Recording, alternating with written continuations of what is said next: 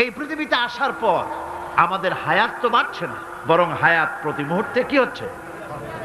লোকেরা বলে হায়াত বাড়ে, হায়াত তো বাড়ে না, হায়াত কি হয়? জন্মের পরের থেকে আমার জন্য রিজার্ভ আছে যতটুকুন, 50 বছর বাঁচবো, 60 বছর বাঁচবো, যতটুকুন হায়াত আমার জন্য নির্ধারিত করা আছে, নির্ধারণ করা আছে, প্রতিদিন একদিন একদিন করে কমে যেতেছে। এজন্য আমি বলি, আমার বাড়িতে যে ঘড়িটা আছে, এই ঘড়িটা বেলা 1টার সময় ঢং করে একটা আওয়াজ দেয়, শ্রোতাকে শুনিয়ে দেয়, বাড়িওয়ালা তোমার জীবনের মূল্যবান হায়াত থেকে 1 ঘন্টা কমায়া দিলাম। 2টার সময় 2টা ঘন্টা লাগায় শোনায় দিল, বান্দারে তোমার জীবনের মূল্যবান সময় থেকে 2টি ঘন্টা কমে গেল। এমনি করে দিন গেল, মাস গেল, বছর গেল, আমাদের হুঁশ হলো না। সময় চলে গেল তাস খেলে খেলে, সময় চলে গেল আমাদের খেলাধুলা করে, শয়তানি বদমাশি করে। সময় কতটুকুন পেলাম? কিয়ামতের দিন, বিচারের দিনটা যেটা হবে, আল্লাহ রাব্বুল আলামিন বলেন বিচারের দিনটাই লম্বা হবে 50 আলফা সানা মিম্মা তাউদ্দুন। বিচারের দিনটা লম্বা হবে কত বছর? 50,000 বছর। কত বছর? দুনিয়ায় যেভাবে তুমি হিসাব করো, দুনিয়ার গণনা অনুযায়ী হাসরের বিচারের দিনটা হবে 50,000 বছরের মতো লম্বা। এক কিতাবে দেখেছি, তিনি লিখেছেন হিসাব করে, কিয়ামতের ওই দিনটার হিসাবে 50,000 বছর একটা দিন লম্বা। ওই হিসাবে পৃথিবীতে যারা 60 বছর বাঁচলো, সেজন্য আখেরাতে 2 মিনিট দুনিয়ায় বাঁচলো। চিন্তা করেছে? মাত্র 2 মিনিট। 60 বছর যারা হায়াত পেল, 2 মিনিট বাঁচলো। এই 2 মিনিটের জন্য কত হাঙ্গামা, কত মারধর, কত সন্ত্রাস, ক্ষমতার জন্য লড়াই, হ্যান করেঙ্গে ত্যান করেঙ্গে, লাঠিকে আন্দার মুগুর ভরেঙ্গে, শক্তির ঠেলায় অস্থির। আমার বন্ধুগণ, সময় চলে যাচ্ছে স্রোতের মতো করে, কারো জন্য সময় অপেক্ষা করতেছে না। আমাদের মৃত্যু প্রতি মুহূর্তে কাছে চলে আসতেছে। এই জন্য শায়ের বলেছেন, আগাহা আপনি মৌত সে কোই বাশার নেহি, আগাহা আপনি মৌত সে कोई बशर नहीं, सामा सो बरस के हैं पल की खबर नहीं।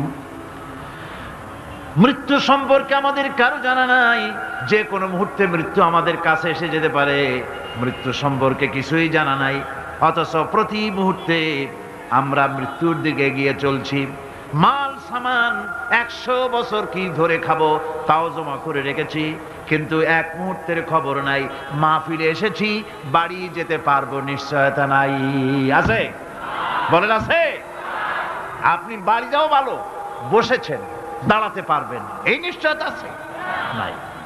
সুতরাং সূরার যে সময়ের উপরে কসম করে মূলত সময়ের অপরিসীম গুরুত্ব সম্পর্কে আল্লাহ পাক মানুষকে বুঝাই দিতেছেন। সময়ের দাম দাও। আমাদের সময় চলে যায় গান শুনতে শুনতে, আশ্চর্য মলম বিক্রি করা দেখতে দেখতে, তাস পাশা খেলতে খেলতে সময় চলে যায়, কেউ খেয়াল করে না। সময় বলতে অতীত কালও হতে পারে, আবার বর্তমানও হতে পারে। আর বর্তমান কাল কোনো কালই না। বর্তমান কাল কোনো কাল নয়। প্রতি মুহূর্তে ভবিষ্যৎ এসে বর্তমান হয়, আর প্রতি মুহূর্তে বর্তমান কি হয়? অতীত হয়ে যায়। বর্তমান কাল বলে কোনো কাল নাই, প্রতি মুহূর্তে অতীত হয়ে যাচ্ছে। এই যে আমি মাহফিলে বসছিলাম প্রথম এসে, ওইটা কি এখনো বর্তমান আছে? এই যে বর্তমান কথা বলছি, এটা অতীত হয়ে যাচ্ছে। সুতরাং বর্তমান কাল নাই। আল্লাহ পাক অল আসরের সময়ের কসম করে বলছেন। যদি আমরা চিন্তা ভাবনা করি, তাহলে আমরা লক্ষ্য করব আমাদের আসল মূলধন সময়। আসল মূলধন কি? জীবনের আসল মূলধন কি? সময়। ইমাম রাজি রহমতুল্লাহ আলাইহি এই পর্যায়ে এক বুজুর্গের ব্যক্তির কথা তিনি আলোচনা করেছেন। তিনি বলেছেন যে একটা লোক, তিনি সূরা আল আসর এর ব্যাখ্যা তিনি বুঝতেছিলেন না। ব্যাখ্যাটা কি? এই মাথার মধ্যে ঘুরপাক খাচ্ছিল এর ব্যাখ্যা কি?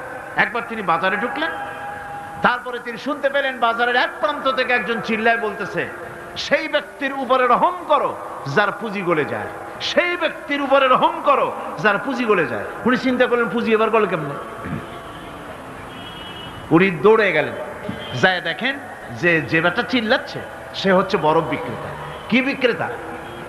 বরফ, বরফ, আইস।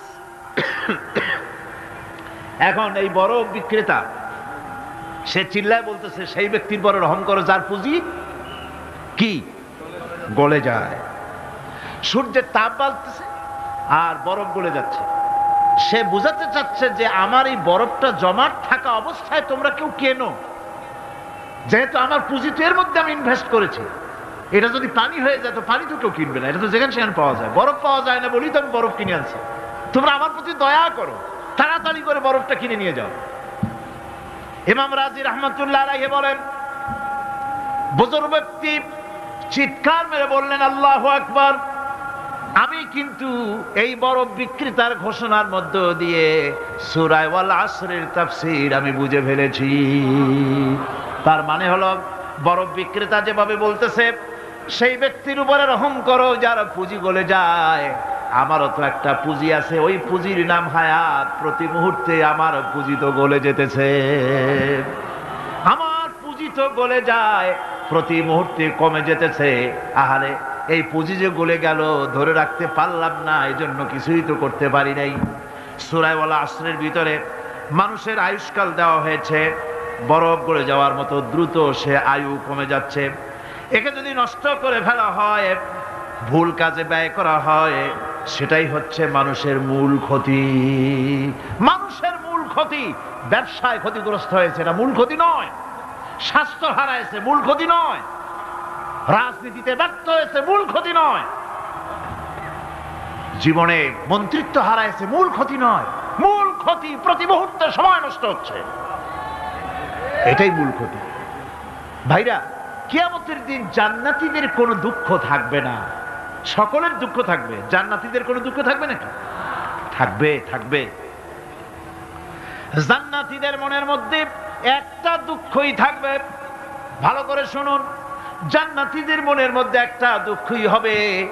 তারা মনে মনে চিন্তা করবেন, আফসোস করবেন, আহারে যদি দুনিয়ায় বসে অমুক সময় বাসে বসেছিলাম আজে বাজে চিন্তা করেছি, বাড়ির ড্রয়িং রুমে একা একা বসে বসে আজে বাজে চিন্তা করেছি, অমুক অমুক সময় খেলাধুলায় কাটাইছি, এই সময়গুলিতে যদি সুবহানাল্লাহ, আলহামদুলিল্লাহ, লা ইলাহা ইল্লাল্লাহ, আল্লাহু আকবার এই তাসবিহ যদি পড়তাম, জিকির আজগার করতাম, জান্নাতের ভিতরে আরো নিয়ামত লাভ করতে পারতাম। সময়টা তো কাজে লাগাইলাম না। মানুষের শর্ত, মুমিনের সব কাজে সওয়াব। ওয়াকুলু লিন-নাসি হুসনা, মানুষের সঙ্গে ভালো ভালো কথা কও, মানুষের সঙ্গে হাসি মুখে কথা কও। একজনের সাথে হাসি মুখে কথা বললেন আপনার একটা সদকা দেওয়ার মতো সমান সব আমলনামায় লেখা হয়ে গেল। ভালো ভালো কাম করো। বন্ধুগণ, সময় দ্রুত গতিতে চলে যাচ্ছে, মানুষের জীবন ক্ষতিগ্রস্ত হচ্ছে। ক্ষতি থেকে বাঁচতে পারবে 4টা গুণ যার মধ্যে আছে, বাকি সব ক্ষতিগ্রস্ত হয়ে যাবে। আমার ভাইয়েরা, এই কথাগুলি বলে আল্লাহ পাক যেন এরকম একটা দৃষ্টান্ত দিলেন। আপনি যদি পরীক্ষার হলে গিয়া দেখেন ছাত্ররা পরীক্ষা দিতেছে, পরীক্ষার জন্য নির্ধারিত সময় কতটুকুন? 3 ঘন্টা। 3 ঘন্টা, 3 ঘন্টা। আপনি গিয়ে দেখলেন কোন একজন পরীক্ষার্থী পরীক্ষা দিতে গিয়ে আর একদিকে তাকায় আছে, আকাশের তারা গুনতেছে, অথবা সে গল্প করতেছে, অথবা পরীক্ষা বাদ দিয়ে আজে বাজে কিছু লিখতেছে। আপনি যেমন তাকে, ওই ছেলেটাকে আনবো না, গাফেল ছেলেটাকে ঘড়ির দিকে তাকায় বলেন, এই ছেলে ওই ঘড়ির দিকে তাকাও, দেখো তোমার সময় কিন্তু চলে যেতেছে মাত্র 1 ঘন্টা, আর তুমি সময় নষ্ট করতেছো। আল্লাহ যেন স্নেহ পরবশে তামাম পৃথিবীর গোলামদেরকে, বান্দাদেরকে আঙ্গুল নির্দেশনা দিয়ে বলছেন, বান্দারা প্রতি মুহূর্তে তোর জীবনের মূল্যবান সময় চলে যেতেছে, প্রতি মুহূর্তে সময় যাচ্ছে। আল ইনসান, ইনসান বলতে শুধু মুসলমান না, ইনসান বলতে কি মুসলমান শুধু না, আল ইনসান মানব মণ্ডলী, বিশ্বের সমস্ত মানুষকে আল্লাহ বলছেন, হিন্দু, খ্রিস্টান, বৌদ্ধ, নাসারা, ইহুদি, মজুসি, মুসলমান, বিশ্বের সব মানুষকে আল্লাহ বলছেন। যেহেতু আল্লাহ স্রষ্টা, মানুষের ব্যাপারে সার্বিক কল্যাণময় কথা কে বলতে পারেন? কে বলতে পারেন? সে আল্লাহ রাব্বুল আলামিন বলছেন, সময় চলে যাচ্ছে ও পৃথিবীর মানুষেরা, এই মানুষ বলতে আল্লাহ রাব্বুল আলামিন কোন ব্যক্তি, কোন গোষ্ঠী, কোন জাতিকে বলেন নাই, বলেছেন সমগ্র মানবতাকে। এর অর্থ হচ্ছে সূরাটিতে উল্লেখ্য 4টি গুণ যদি আমল করতে পারে লোকেরা, যেই ব্যক্তি করবে, যেই সমাজ করবে, যেই রাষ্ট্র করবে, যেই গোষ্ঠী করবে, যেই জাতি করবে, তারাই ক্ষতি থেকে বেঁচে যাবে। আর যারা করবে না তারা ক্ষতিগ্রস্ত হবে। কি হবে বলুন? এখন আল্লাহ পাকের কথা শুনুন। আল্লাহ পাক বলছেন, ওয়াল আসরি ইন্নাল ইনসানা লাফি খুসর। খুসর, খুসরিন,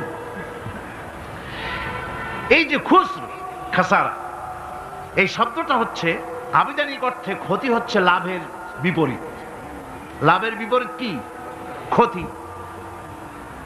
নাফা, এই নাফার বিপরীত কি? নোকসান। খাসারাটা কি? নোকসান বলা হয় পুঁজি 50,000 খাটাইছিলাম, লাভ করতে পারি নাই, পুঁজি ঠিক আছে, এটাকে বলা হয় নোকসান। এটাকে কি বলা হয়? নোকসান। কিন্তু আমি পুঁজি খাটিয়েছিলাম 50,000 টাকা, লাভ তো হয়ই নাই, পুঁজিও চলে গেছে, আমও গেছে, সালাও গেছে, আমও নাই, সালাও নাই। এইটারে আরবিতে কি বলা হয়? খাসার, দেউলিয়া। দেউলিয়া হয়ে গেছে। দেউলিয়াটা বোঝেন ভালো আপনারা, দেউলিয়া হয়ে গেছে।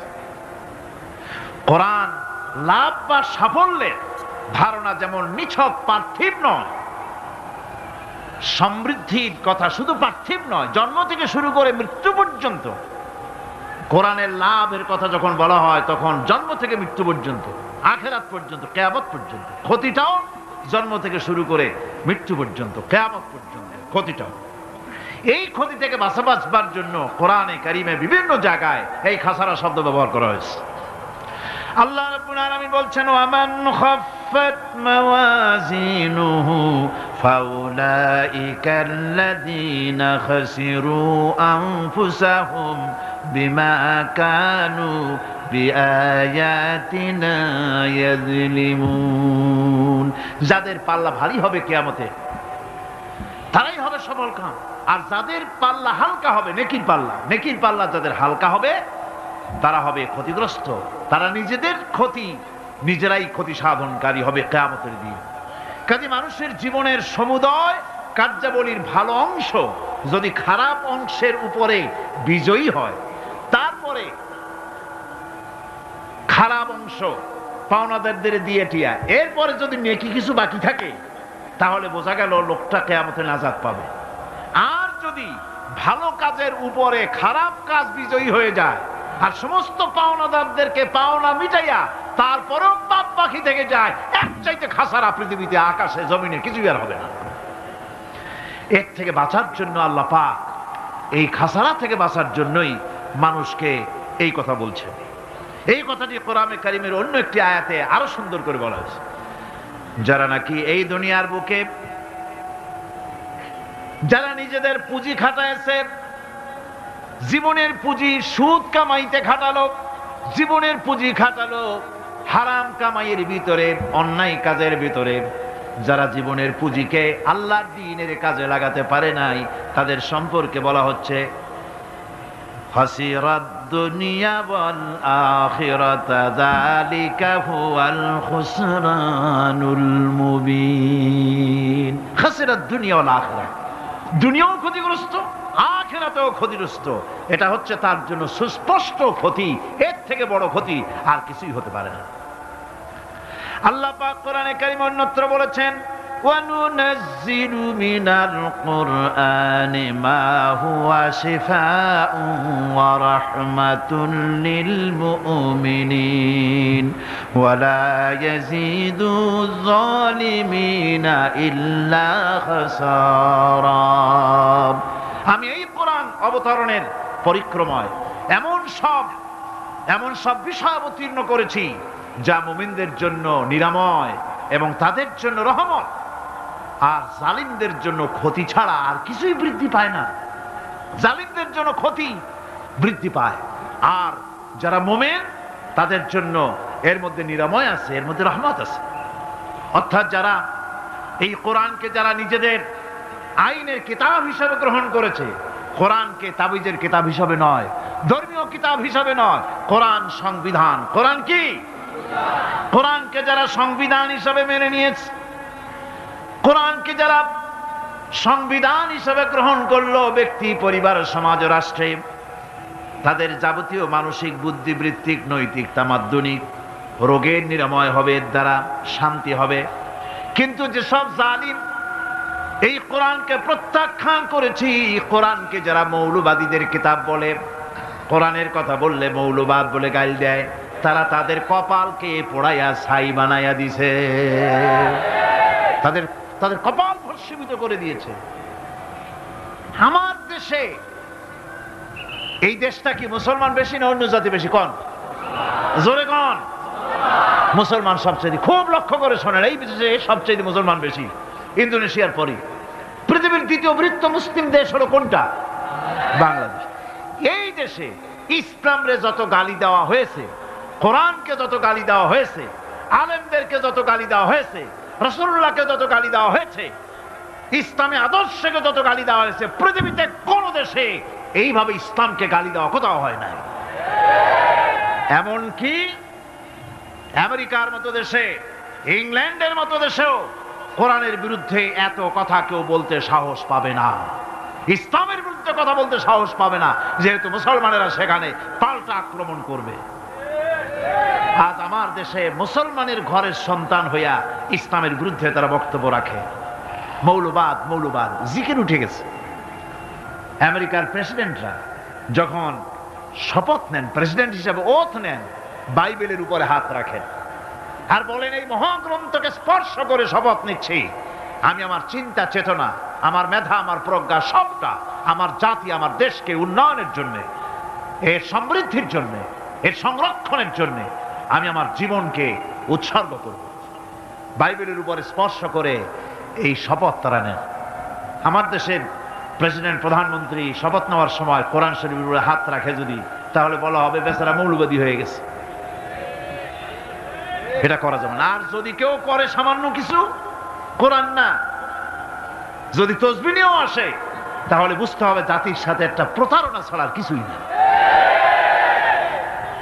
কাজেই ধর্মের প্রতি আকর্ষণ একটা ভিন্ন জিনিস, সেই জিনিসকে ছেড়ে যারা দেয় তারাই ক্ষতিগ্রস্ত হয়, আর যারা ধরে রাখে তারা দুনিয়ায় ক্ষতিগ্রস্ত হয় না। আল্লাহ পাক এখানে রাসূল করিম সাল্লাল্লাহু আলাইহি ওয়াসাল্লাম একটি হাদিস প্রণিধানযোগ্য কোরআনের ব্যাপারে। হুজুর বলেছেন, আল কোরআন হুজ্জাতুন লাকা ওয়া আলাইকা। এই কোরআন হয় তোমার পক্ষের সাক্ষী, না হয় এই কোরআন তোমার বিপক্ষের সাক্ষী। কিয়ামতে এই কোরআন হয় তোমার পক্ষে কাজ করবে, নতুবা এই কোরআন তোমার বিপক্ষে কাজ করবে। দুই অবস্থা থেকে খালি হবে না।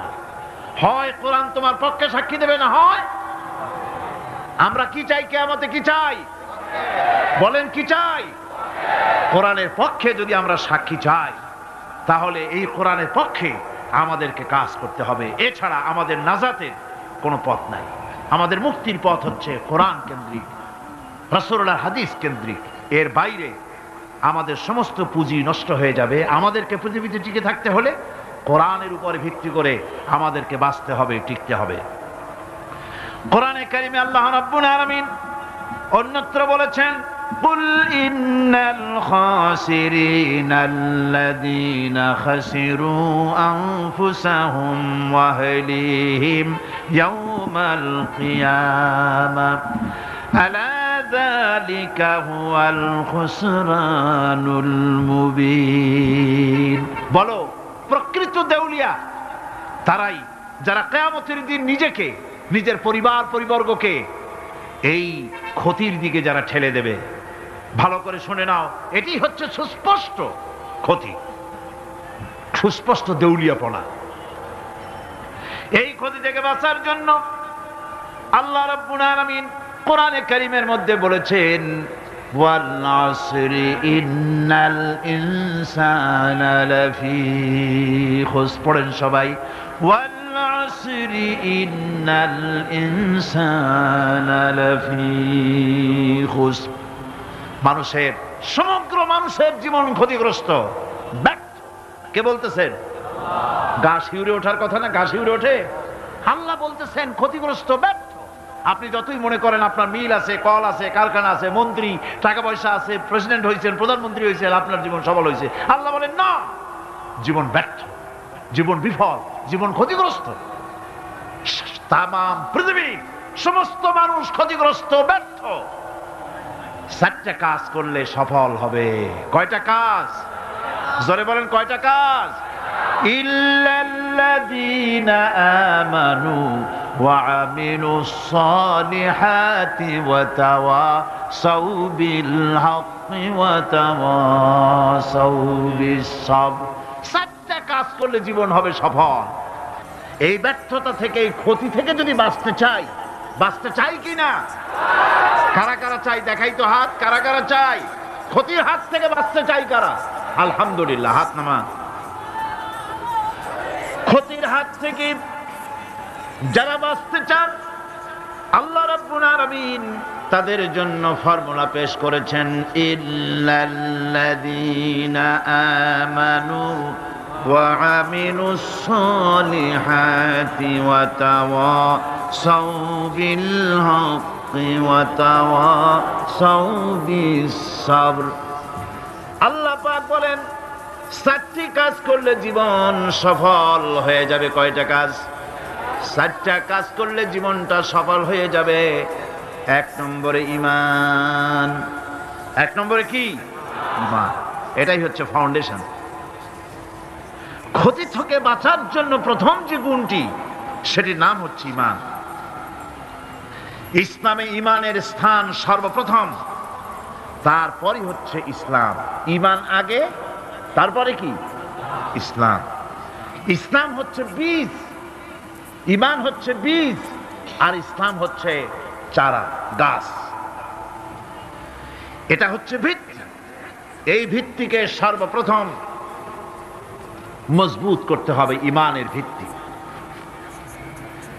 ঈমানের ভিত্তি দুনিয়ায় ঈমানের আহ্বান জানাবার জন্যই আল্লাহ রাব্বুল আলামিন সমস্ত নবী এবং রাসূলদেরকে পৃথিবীতে পাঠিয়েছেন ঈমানের আহ্বানের জন্য।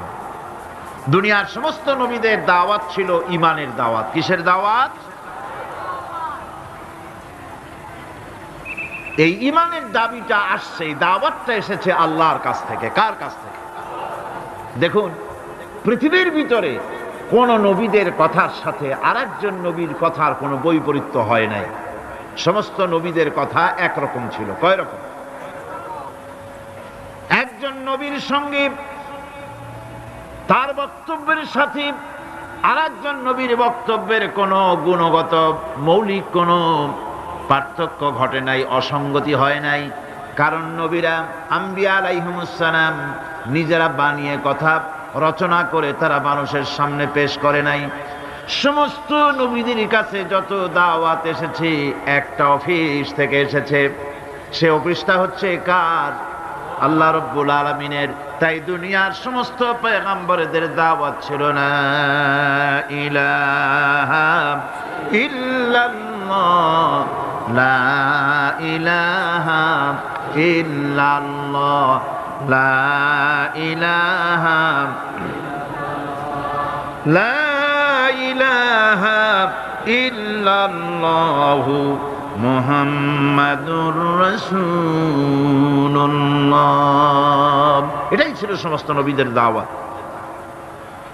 কোরআনে কারীম তার ধারক এবং বাহক সম্পর্কে বলে যে তিনি যে দাওয়াত দিয়েছেন সে দাওয়াতটা হলো ঈমানের দাওয়াত। আমাদের নবী তিনি এসে যে দাওয়াত দিয়েছেন সে দাওয়াতটা কিসের? কোরআনে কারীম বলছি, রব্বানা ইন্নানা সামি'না মুনাদিয়ান ইউনাদি লিল ঈমান।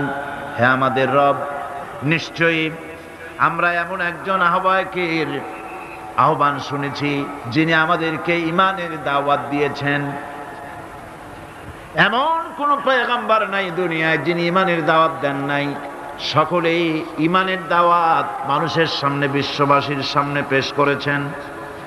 কোরআনে হাকিম স্পষ্ট একটা সীমারেখা দুনিয়ার মানুষের সামনে পেশ করে পৃথিবীর মানুষগুলিকে দুটি শ্রেণীতে বিভক্ত করে দিয়েছে।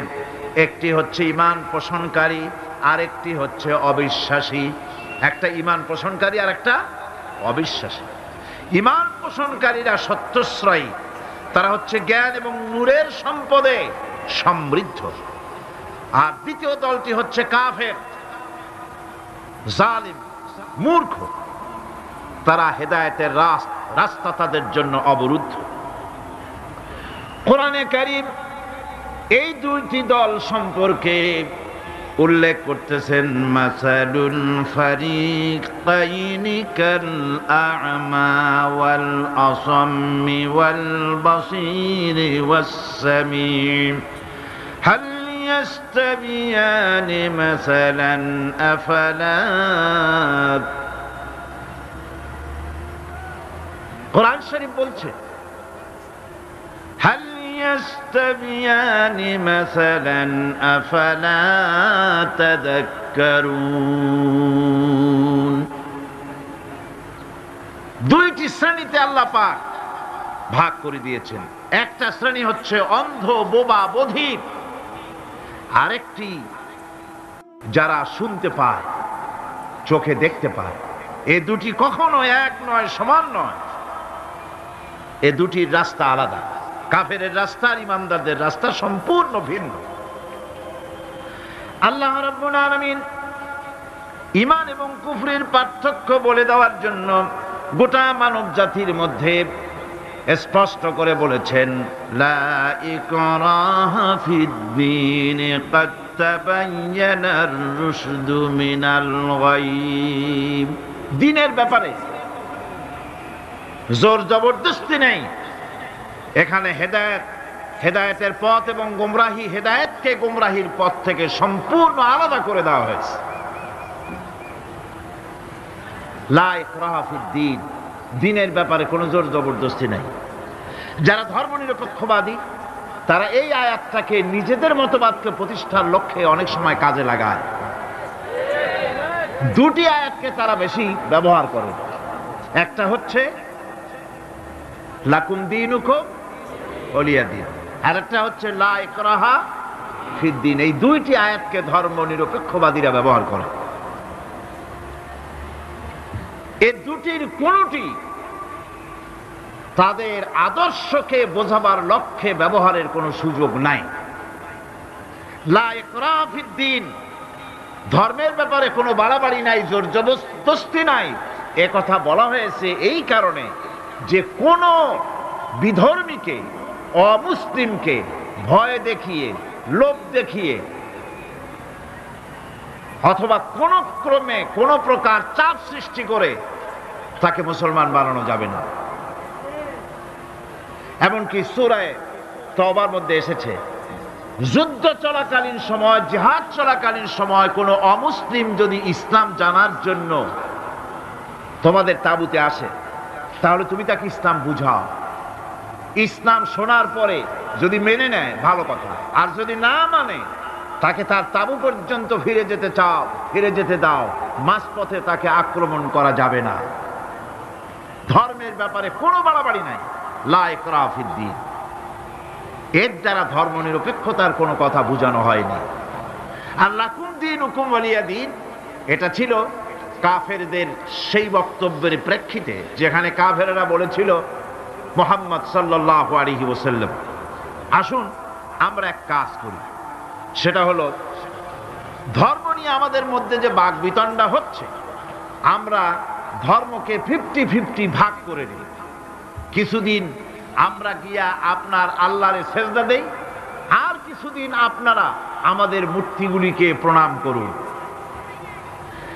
এই প্রস্তাব যখন রাখল, আল্লাহ রাব্বুল আলামিন সূরা কাফিরুন অবতীর্ণ করে দিলেন, কুল ইয়া আইয়ুহাল কাফিরুন লা আ'বুদু মা তা'বুদুন হে কাফেরেরা, হে অবিশ্বাসীরা, নবী আপনি বলুন, হে অবিশ্বাসীরা, তোমরা যার ইবাদত করো আমরা তার ইবাদত করি না, আবার আমরা যার ইবাদত করি তোমরাও তার ইবাদত করো না। সুতরাং লাকুম দীনুকুম ওয়ালিয়া দীন, সুতরাং তোমাদের দিন তোমাদের জন্য, আমাদের দিন আমাদের জন্য। এখানে নিরপেক্ষতার কথা বলা হয় না, এখানে পক্ষের কথা বলা হয়েছে। কিসের পক্ষ? ধর্মের পক্ষ। কিসের পক্ষ? হিন্দু, খ্রিস্টান, বৌদ্ধ, তোমরা তোমাদের ধর্মের পক্ষে থাকো। মুসলমান, তোমরা তোমাদের ধর্মের পক্ষে থাকো। ধর্মের ব্যাপারে নিরপেক্ষ হওয়ার কোনো সুযোগ নাই। আছে নাকি সুযোগ? আমি পার্লামেন্টে বলেছি এই কথা, যে একটা ধর্মের উপরে বিশ্বাস করে নিজেকে একটা ধর্মের পক্ষের ব্যক্তি হিসাবে ঘোষণা করে কেউ বলছে, দাবি করছে আমি হিন্দু, কেউ বলছে আমি বৌদ্ধ, কেউ বলছে আমি খ্রিস্টান, কেউ বলছে আমি মুসলমান, নিজেকে একটা ধর্মের বিশ্বাসে বিশ্বাসী ঘোষণা করার পর আমি ধর্মনিরপেক্ষ, এই কথাটা মিথ্যা, বানোয়াট, জালিয়াতি, প্রতারণা, মুনাফিক। কোন ধর্মের অনুসারী ব্যক্তি ধর্মনিরপেক্ষ হতে পারে না। কেবলমাত্র নাস্তিক, যারা আল্লাহরে মানে না, আল্লাহকে স্বীকার করে না, ওরা বলতে পারে আমরা ধর্মনিরপেক্ষ, ধর্মের ব্যাপারে আমরা নিরপেক্ষ, গুলো মানি না, বিশ্বাস করি না। কিন্তু যারা ধর্মে মানে, সেদের যে ধর্মেরই হোক না কেন, সে ব্যক্তি ধর্মনিরপেক্ষ যদি দাবি করে, এটা মিথ্যে কথা, এটা মুনাফিকি ছাড়া আর কিছু হতে পারে না। মুসলমানকে, যে কোনো জাতিকে যে ধর্মে আছে ধর্মের পক্ষে থাকার কথাই বলা হয়েছে। এখন আমি বলতেছিলাম ঈমানের কথা। ঈমান আগে আনতে হবে। ঈমান সম্পর্কে আল্লাহ রাব্বুল আলামিন বলতেছেন, ঈমান হলো আগে, তারপরে ইসলাম। আবার ঈমান আনার আগে আবার কুফরি একটা শব্দ আছে, সেটা হলো ফামান ইয়াকফুর বিত্তাগুতি ওয়া ইউমিন বিল্লাহি ফাকাদ ইসতামসাকা বিল উরওয়াতিল উসকা লা ইনফিসামা লাহা ওয়াল্লাহু সামিউন আলীম।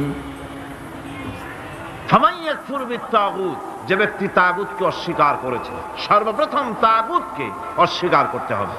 ওয়া ইউমিন বিল্লাহ, আর এরপরে আল্লাহর উপরে যে ঈমান আনলো, ফাকাদ ইসতামসাকা বিল উরওয়াতিল উসকা, সে এমন এক শক্ত অবলম্বন ধারণ করলো যা তাকে কোনো কিছুই বিচ্ছিন্ন করবে না, ধ্বংস করে দেবে না। সুবহানাল্লাহ।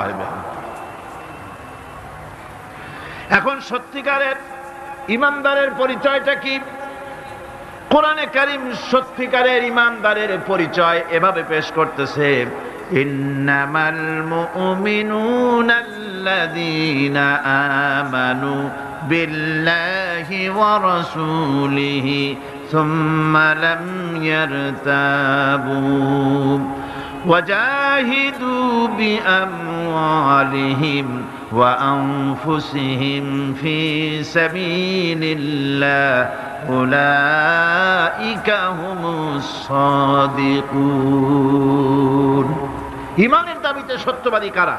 ইন্নামাল মুমিনুনা আল্লাযীনা আমানু বিল্লাহি ওয়া রাসূলিহি, সত্যিকারের মুমিন তো তারা যারা নাকি ঈমান এনেছে আল্লাহর উপর এবং রাসূলের উপরে। এই ঈমান আনার পর সুম্মা লাম ইয়ারতাবু, এরপরে কোন সন্দেহে সে নিপতিত হয় নাই, কোন সন্দেহ তার মনের মধ্যে জায়গা পায় নাই, আর সে আল্লাহর রাস্তায় জিহাদ করেছে মাল দিয়ে, জান দিয়ে। উলাইকা হুমুস সাদিকুন, এরাই হলো ঈমানের দাবিতে সত্যবাদী।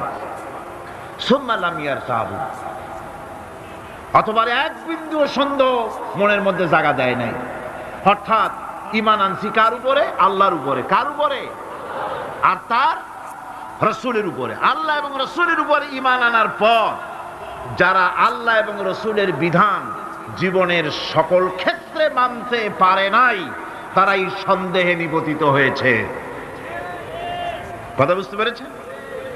তাদের সন্দেহ এই কোরআন মানুষের জীবন, তার সম্পদ, তার রাজনীতি, তার অর্থনীতি পরিচালনা করতে পারে না।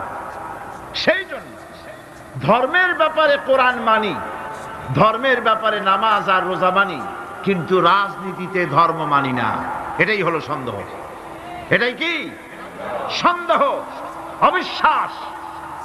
জীবনকে তারা দুইটা ভাগ করেছে, এক ভাগ রাজনীতির জন্য আর এক ভাগ কিসের জন্য? ধর্মের জন্য।